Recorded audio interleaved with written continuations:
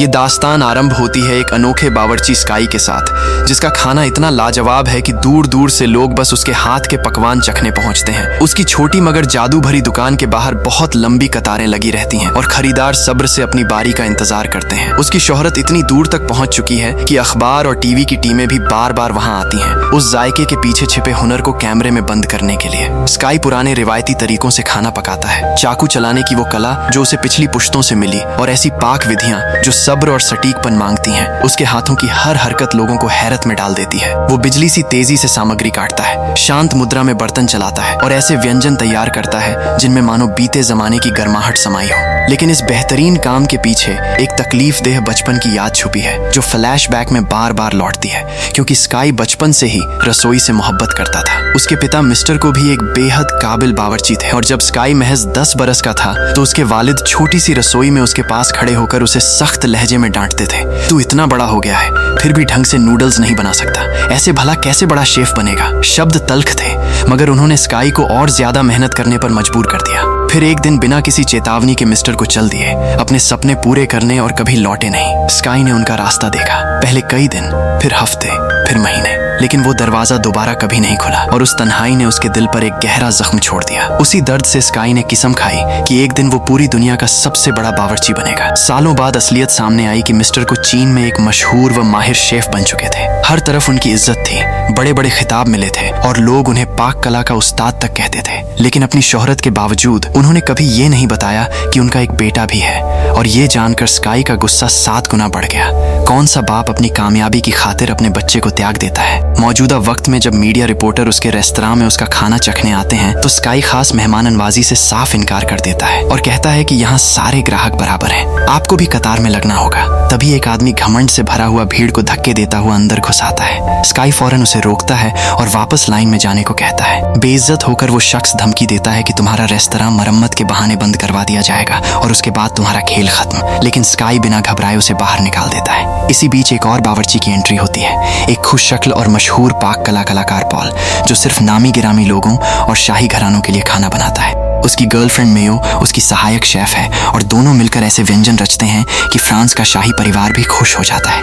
एक बड़ी French company Paul को अपना मुख्य रसोइयां बनाने का प्रस्ताव देती है, लेकिन पॉल उसे ठुकरा देता है क्योंकि उसका ख्वाब है चीन में अपना खुद का रेस्तरां खोलना, एक ऐसा सपना जो उसे उसके पिता से विरासत में मिला है। पॉल चीन लौटता है और ताज़ी मछली खरीदने सीधे बाजार पहुंचता है। वो दुकानदार से सबसे बड़ी मछली की मांग करता है, लेकिन दुकानदार बहाना बना देता है कि उसके पास अभी कोई बड़ी मछली मौजूद नहीं। तभी चंद लम्हों बाद स्काई वहां आता है और वहीं दुकानदार फौरन सबसे बड़ी मछली निकालकर उसे पकड़ा देता है। ये देखकर पॉल गुस्से में उससे भिड़ जाता है, लेकिन अपना वफादार ग्राहक खोने के डर से दुकानदार मछली को 2 हिस्सों में काट देता है और एक एक टुकड़ा दोनों बावर्चियों को दे देता है। कुछ अरसे बाद पॉल बड़ी धूमधाम से अपना नया रेस्तरां खोलता है। पूरी जगह आलीशान साज सज्जा से चमक रही होती है, कीमती फर्नीचर, नफीस सजावट और अंदर जाने के लिए बेकरार ग्राहकों की लंबी कतार लगी होती है। लेकिन एक बड़ी मुसीबत सामने आती है, क्योंकि स्काई का रेस्तरां ठीक सड़क की दूसरी तरफ है। जैसे ही लोग पॉल के रेस्तरां की ओर दौड़ते हैं, स्काई का दोस्त बाहर निकलकर जोर से ऐलान करता है, आज हर चीज 50% छूट पर,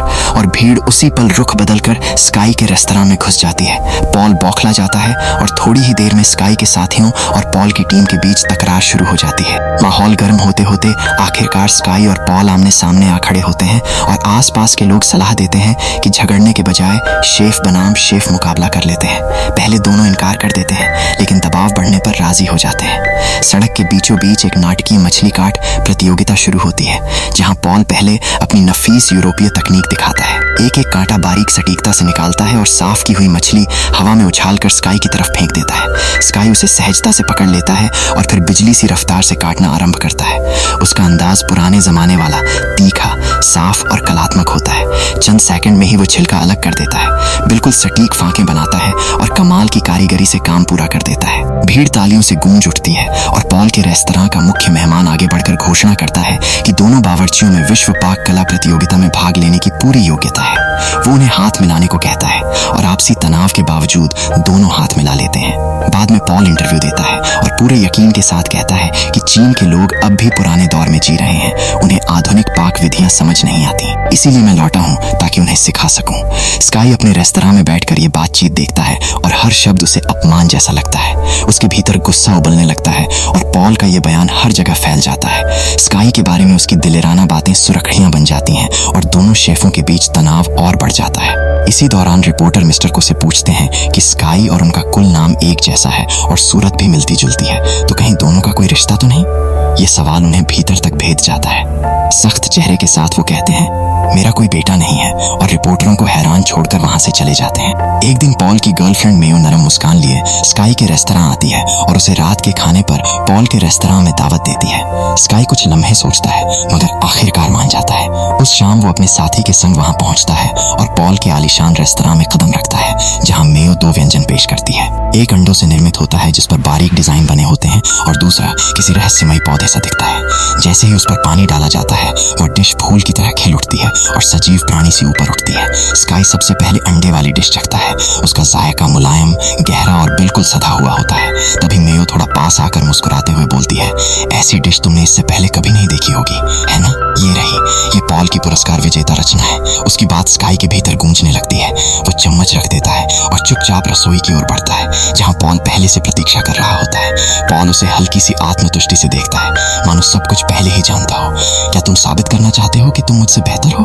पॉल साधारण लहजे में पूछता है। स्काई कोई जवाब नहीं देता, बस आगे बढ़कर उस खामोश चुनौती को स्वीकार कर लेता है। वो सामग्री उठाता है और अपने रिवायती ढंग से पकाना शुरू करता है। धीमी, बारीक और दिल से की गई मेहनत। लेकिन पॉल आधुनिक औजारों और उन्नत विधियों से कहीं ज्यादा तेजी से काम करता है। चंद मिनटों में ही पॉल वही व्यंजन तैयार कर लेता है जिसे स्काई अभी बना ही रहा होता है। वो अपनी डिश स्काई के सामने रखकर कहता है, चखो इसे। स्काई बस एक नजर में ही उसकी प्रतिभा पहचान लेता है और बिना कुछ बोले रेस्तरां से बाहर निकल जाता है। उसके जाने के बाद पॉल खामोशी से स्काई की बनाई डिश झांकता है और संतुष्ट मुस्कान के साथ बुदबुदाता है, वो सचमुच अच्छा है। सड़क की दूसरी ओर स्काई अपने रेस्तरां में अकेला बैठा होता है। उसके हाथ लकड़ी की मेज पर टिके होते हैं और उसके पिता की सख्त आवाज फिर गूंजती है, तू कभी अच्छा बावर्ची नहीं बनेगा। ये शब्द फिर से उसे छलनी कर जाते हैं। कहीं और स्काई के पिता अपने पुराने दोस्त होंग से मिलने जाते हैं। वही इंसान जिसने छोड़े जाने के बाद स्काई को पाला था। होंग भी एक रसोइया है, दिल का बहुत साफ और स्काई को अपने बेटे जैसा मानने वाला। जब मिस्टर को कहता है कि वो स्काई से मिलना चाहता है तो होंग फौरन उसे बुला लेता है। स्काई वहां पहुंचते ही अपने वालिद को देखकर ठिठक जाता है। सालों का फासला मिट जाता है पर दर्द नहीं। मिस्टर को कुछ कहना चाहते हैं लेकिन स्काई उन्हें बीच में ही रोक देता है। मैं आपका बेटा नहीं हूँ, वो स्थिर आवाज में कहता है। यही तो आपने इंटरव्यू में कहा था। मिस्टर को बाहें बांधकर घमंड भरे लहजे में बोलते हैं, मुझे देखो, मैं एक कामयाब आदमी हूँ। मैंने दुनिया का सबसे बड़ा शेफ पुरस्कार 2 बार जीता है और तुम तो बस एक पुरानी गली के छोटे से रेस्तरां में रसोइया हो। अगर मेरे बराबर खड़े होना चाहते हो तो पहले खुद को साबित करो। स्काई गुस्से से कांपती सांस लेकर कहता है, मैं खुद को साबित करूंगा, लेकिन याद रखना, कामयाबी के लिए बेरहमी जरूरी नहीं होती और कामयाब होने का मतलब घमंड नहीं होता। उस पुरानी गली का छोटा बावर्ची दुनिया का सबसे बड़ा शेफ बनेगा, लेकिन बिना घमंड के।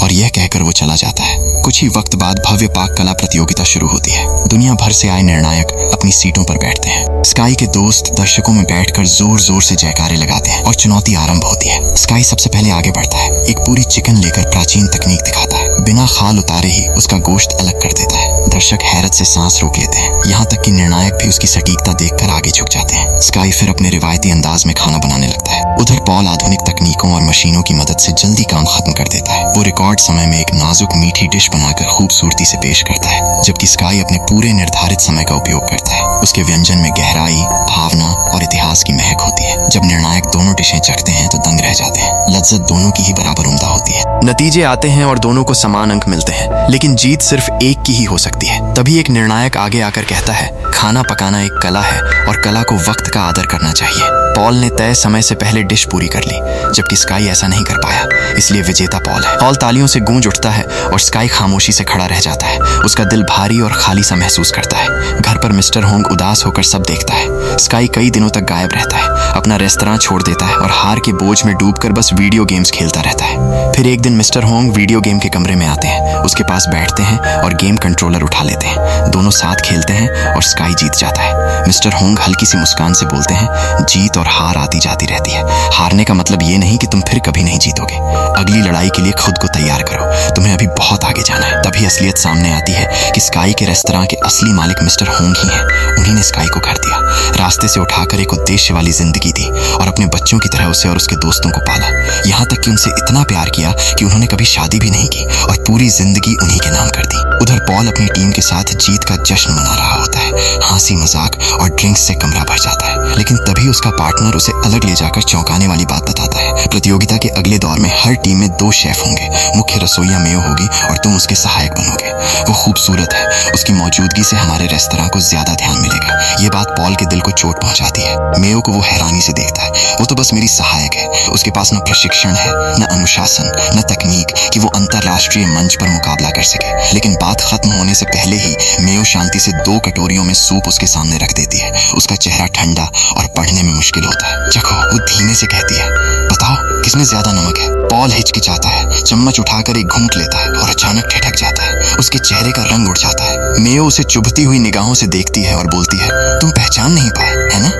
तुम एक उम्दा बावर्ची हो पॉल, लेकिन तुम्हारे पास चखने की क्षमता ही नहीं है। बिना जायका जांचे इस प्रतियोगिता में तुम कुछ भी नहीं। वो उसके बैग से उसकी सबसे कीमती चीज, उसकी रेसिपी किताब निकालती है और धीरे धीरे पन्ने पलटते हुए कहती है, इस किताब के सहारे कोई भी वही व्यंजन बना सकता है जो तुम बनाते हो। तुम बदले जा सकते हो, अब हमें तुम्हारी जरूरत नहीं। पॉल का पार्टनर आगे बढ़कर मुस्कुराता है और जोड़ता है, और तुम्हारी गर्लफ्रेंड भी अब तुम्हारी नहीं रही, क्योंकि वो मुझसे प्यार करती है। मेयो बिना किसी पछतावे के पॉल को देखती है और कहती है, क्या तुम्हें सच में लगा कि मैं प्यार की वजह से तुम्हारे साथ थी? मुझे हमेशा अंतर्राष्ट्रीय प्रतियोगिता का हिस्सा बनना था और अब मुझे आखिरकार मेरा मौका मिल गया है। इस धोखे की चोट पॉल पर तूफान की तरह टूटती है। उसके हाथ कांपने लगते हैं और दिल दर्द से धड़कता है। वो बिना कुछ बोले बाहर निकल जाता है, न बोल पाने की हालत में, न ठीक से सांस ले पाने की। आंखों के आगे आंसू धुंधला देते हैं और वो फुटपाथ पर बैठकर सुन्न होकर शराब पीने लगता है। तभी स्काई उसे सड़क पर देख लेता है और पास आकर बैठ जाता है। मुकाबले में आ रहे हो? स्काई पूछता है। क्या यहीं बैठकर पीते रहने का इरादा है? पॉल पूरी तरह टूट जाता है और स्वीकार करता है, मैं कुछ भी चख नहीं सकता। मैं सिर्फ माप तौल और याददाश्त के भरोसे खाना बनाता रहा हूँ, लेकिन अपने ही खाने का जायका नहीं पहचान पाता। फिर वो पास लगे मिस्टर को के पोस्टर की तरफ देखता है और कहता है, वो शख्स, वही मेरी प्रेरणा है। एक दिन मैं भी उसी जैसा उस्ताद रसोइया बनना चाहता था। स्काई गहरी सांस लेता है और पहली बार अपनी सबसे बड़ी सच्चाई खोल देता है। वो आदमी मेरा वालिद है। पहले तो पॉल को यकीन नहीं होता, लेकिन जब स्काई उसे त्याग दिए जाने, दर्द और सालों की चुप्पी की पूरी दास्तान सुनाता है, तो सच्चाई का बोझ पॉल पर भी आ गिरता है। वो मतलबी है, स्काई कहता है। उसने एक बच्चे को छोड़कर अपनी विरासत बनाई। मैं उसे हराना चाहता हूँ, साबित करना चाहता हूँ कि गली का एक बावर्ची भी तथाकथित माहिर से बड़ा हो सकता है। दोनों मिलकर एक कांच की बोतल उठाते हैं और पोस्टर पर दे मारते हैं। वो जमीन पर टूट जाती है और पहली बार दोनों खुलकर हंसते हैं। 2 टूटे हुए इंसान एक दूसरे के दर्द में सुकून ढूंढते हुए, और उसी लम्हे से वो सच्चे मित्र बन जाते हैं। बाद में पॉल के पुराने साझेदार स्काई के रेस्तरां पर एक अनचाहे मेहमान के साथ आते हैं। वही शख्स जिसे स्काई ने कहानी की शुरुआत में बाहर निकाल दिया था। मिलकर उन्होंने पूरी इमारत खरीद ली होती है और अब पूरा रेस्तरां उन्हीं का होता है। वो मिस्टर होंग को फौरन जगह खाली करने को कहते हैं, क्योंकि इमारत गिराकर नई बनाई जाएगी। सब गुस्से से भर जाते हैं। तभी स्काई और पॉल वक्त पर पहुंच जाते हैं। पॉल शांत लेकिन उबलते गुस्से के साथ अपने साझेदार की ओर बढ़ता है और कहता है, अगले दौर में मेरी जोड़ीदार मेयो नहीं, स्काई होगा। उसका साझेदार तिरछी हंसी के साथ धमकी देता है, अगर हमारी बात नहीं मानी तो तुम्हारा करियर तबाह कर देंगे। लेकिन वाक्य पूरा होने से पहले ही पॉल का मुक्का उसकी नाक पर पड़ता है। खून बह निकलता है। आसपास के लोग तालियां बजाने लगते हैं और दोनों बावर्ची आखिरकार एक साथ एकजुट होकर खड़े हो जाते हैं। अगले दिन तैयारी शुरू होती है। स्काई और पॉल सच्चे साथियों की तरह एक साथ खाना बनाते हैं। स्काई पॉल को प्राचीन चाकू कला सिखाता है, खाने की बनावट को महसूस करना, अपने हाथों पर भरोसा करना, और पॉल स्काई को आधुनिक विधियां, नए औजार और नई प्रस्तुति सिखाता है। मिस्टर होंग पिता तुल्य दोनों को सहारा देते हैं। जल्द ही विश्व पाक कला प्रतियोगिता आरंभ होती है। दुनिया भर से मशहूर रसोइये अलग अलग देशों का प्रतिनिधित्व करते हुए जमा होते हैं। पहला दौर शुरू होते ही मैदान मसालों की महक, खदबदाते तेल और भाप छोड़ते बर्तनों की सुगंध से भर जाता है। मेयो भी वहां होती है, जबरदस्त जोश के साथ खाना बनाती हुई। एक एक करके डिशें पूरी होती हैं और चखी जाती हैं। जब नतीजे आते हैं तो स्काई और पॉल अंतिम दौर में पहुंच जाते हैं। निर्णायक हैरत से उनके पकवानों को असाधारण बताते हैं, ऐसा कमाल जो दुनिया में चंद ही बावर्ची कर सकते हैं। उस रात दोनों साथ बैठकर रणनीति पर चर्चा करते हैं, लेकिन नियम साफ कहते हैं, आखिर में बस एक ही आगे बढ़ेगा और वही मिस्टर को का सामना करेगा। स्काई अपना हाथ पॉल के कंधे पर रखकर कहता है, मुझे तुम पर पूरा यकीन है, मैं जानता हूं तुम उसे हरा सकते हो। लेकिन पॉल सिर हिलाता है, नहीं, तुम्हें जाना चाहिए, तुम्हें उसका मुकाबला करना चाहिए। तुम्हें ही उसे दिखाना होगा कि गली का एक बावर्ची भी दुनिया का सबसे बड़ा शेफ बन सकता है। मैं बिना चखे यहाँ तक पहुंचा हूँ, यही मेरी जीत है। पॉल की बात स्काई को ताकत देती है और आखिरकार स्काई राजी हो जाता है। फाइनल का दिन आता है और स्काई अंतिम दौर में अपने पिता के सामने खड़ा होता है। दोनों को 1 घंटे में कोई भी व्यंजन बनाने की छूट होती है। मिस्टर को पूरे आत्मविश्वास और स्थिरता से तुरंत पकाना शुरू कर देते हैं, जबकि स्काई कुछ लम्हे अपनी सामग्री को देखता रह जाता है। उसकी आंखों के आगे बचपन की यादें घूमने लगती हैं। पिता के जाने के बाद बच्चों का मजाक उड़ाना, अकेलापन, भूख, वो रातें जब वो रोते रोते सो जाता था और वो दोस्त जो हमेशा उसे बचाते थे। तभी मिस्टर को ठंडा पानी उसके चेहरे पर डालकर कहते हैं, ख्यालों में मत डूबो, खाना बनाना शुरू करो। मैं देखना चाहता हूँ तुम सचमुच क्या कर सकते हो। स्काई गहरी सांस लेता है, अपने हाथ संभालता है और पकाना शुरू करता है। वो पूरी तरह अपने व्यंजन में डूब जाता है। शोर, भीड़ और यहाँ तक कि अपने पिता की मौजूदगी तक भूल जाता है। उसकी हर हरकत स्थिर, सटीक और लगभग रूहानी हो जाती है। दूसरी ओर मिस्टर को दशकों के तजुर्बे के साथ बेदाग प्रदर्शन करते हुए एक बेहतरीन मीठी डिश बनाते हैं जो प्लेट पर कला सी चमकती है। 1 घंटे के भीतर ही वो समाप्त कर देते हैं। उनकी पेशकश इतनी सुंदर और सधी होती है कि निर्णायक बेताबी से चखना चाहते हैं। स्काई भी अपनी डिश पूरी करता है, लेकिन निर्णायकों की मेज की ओर जाने के बजाय वो अपने पिता की तरफ मुड़ता है। उसके हाथ में एक मामूली सा नूडल्स का कटोरा है, वही नूडल्स जिन्हें वो बचपन में सैकड़ों बार ठीक से नहीं बना पाया था। तब छोटी सी रसोई में मिस्टर को की आवाज गूंजती थी, अगर तू सादे नूडल्स भी नहीं बना सकता तो तू मुझे पिता कहने लायक नहीं। यही बोल स्काई के दिल का सबसे गहरा घाव बन गए थे और आज वो उसे भरने आया है। पूरे आदर और सुकून के साथ स्काई वो कटोरा मिस्टर को के आगे रख देता है। बिना कुछ बोले हल्का सा झुकता है और पीछे मुड़कर चल देता है। मिस्टर को चॉपस्टिक उठाते हैं, एक निवाला लेते हैं और वहीं जड़ हो जाते हैं। नूडल्स का जायका मुंह में घुल जाता है, बिल्कुल सटीक बनावट, सधा हुआ मसाला, एकदम संपूर्ण आत्मा। उसमें बचपन का स्वाद है, तड़प है, दर्द है और वो प्यार जो कभी बयान नहीं हुआ। उनकी आंखें फैल जाती हैं और सांस कांपने लगती है। मैंने ऐसे नूडल्स कभी नहीं खाए, वो लर्जती आवाज में कहते हैं, कभी नहीं। स्काई पलटकर हल्की सी मुस्कान देता है। वो जीतने नहीं आया था, वो कुछ साबित करने आया था, खुद को और उस पिता को जिसने उसे छोड़ दिया था। कि जिस गली के रसोइये को उसने नीचा समझा, वही आज विश्व स्तरीय बावर्ची बन चुका है। वो अब वो बच्चा नहीं जिसे कहा गया था कि वो कभी काबिल नहीं बनेगा। स्काई शांति से मंच से उतर जाता है और उसके पीछे मिस्टर को नूडल्स खाते रहते हैं, तेज और बेकायदा, मानो भूली हुई हर बात वापस आ रही हो। हर कौर उनके भीतर दबी यादें खींच लाता है। दरवाजे पर इंतजार करता एक छोटा लड़का, अकेला रोता बच्चा और टूटे दिल से खाना बनाता एक बेटा। मिस्टर को की आंखें छलक आती हैं जब उन्हें आखिर एहसास होता है कि स्काई ने कितनी तकलीफें झेली हैं और कितना आगे निकल आया है। सारी भीड़ खामोशी से सब देखती रहती है। अब सब समझ जाते हैं कि स्काई ही मिस्टर को का बेटा है और मिस्टर को ने भी ये सच कबूल कर लिया है। कुछ वक्त बाद हम स्काई को फिर उसके रेस्तरां में देखते हैं, अपनी उसी जिंदगी में लौटते हुए जिसे वो सबसे ज्यादा चाहता है। छोटी सी रसोई हंसी से गूंज रही होती है, कढ़ाई की चटचटाहट, बर्तनों की खनक और खुशियों की आवाजों से माहौल जीवंत हो उठता है। स्काई और उसके साथी मोहल्ले के लोगों को मुस्कुराते हुए खाना परोसते हैं और अब पॉल भी उनके संग काम करता है, चेहरे पर सुकून भरी मुस्कान लिए, उन लोगों से आजाद होकर जिन्होंने उसे धोखा दिया था। तभी मिस्टर होंग सबके सामने खड़े होकर गर्व से घोषणा करते हैं, आज हमारे रेस्तरां को 30 साल पूरे हो गए हैं। आप सबके भरोसे और सहारे की बदौलत हम हर कठिनाई से निकल पाए। हमारा सपना हमेशा एक ही रहा, हर परिवार को उनकी हैसियत के मुताबिक अच्छा खाना खिलाना, और अब सरकार ने हमें इसी जगह पर रेस्तरां चलाने की अनुमति दे दी है। सारा माहौल तालियों और खुशी के नारों से गूंज उठता है। मिस्टर होंग मुस्कुराते हुए आगे कहते हैं, हमने इस जगह को आधिकारिक रूप से खरीद लिया है। ये रेस्तरां अब हमेशा के लिए हमारा रहेगा और उन सब के लिए एक तोहफा है जो हमारे खाने से मोहब्बत करते हैं। कमरे में खुशी की लहर दौड़ जाती है। स्काई अपने दोस्तों के साथ हंसता है, पॉल उत्साह से तालियां बजाता है और सारा इलाका इस कामयाबी का जश्न मनाता है। यह जीत किसी मुकाबले की नहीं बल्कि मोहल्ले, प्यार और वफादारी की है और यहीं इस कहानी का समापन होता है। देखने के लिए बहुत बहुत शुक्रिया। फिर मिलेंगे अगले वीडियो में।